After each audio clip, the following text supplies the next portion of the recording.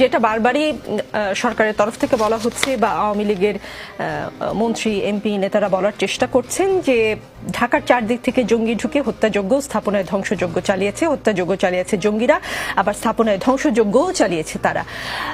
তৃতীয় কোনো শক্তি আসলে আন্দোলনটাকে ভিন্ন খাতে প্রবাহিত করার জন্য, আপনি দেখেছেন যে গণমাধ্যমে বা সামাজিক যোগাযোগ মাধ্যমে একটি বুলেটের ছবি এসেছে, যে বুলেটটি ডিরেক্ট বারান্দা দিয়ে ঢুকে গিয়েছে বাসার ভিতরে। অনেকেই প্রশ্ন করেছে যদি হেলিকপ্টার থেকে ছোড়া হয় বা নিচ থেকেও গুলি করা হয়, ডিরেক্ট কি করে টার্গেট হয় বাসার ভেতরের মানুষজন? এই সন্দেহটার বিষয়ে আপনি কি বলবেন?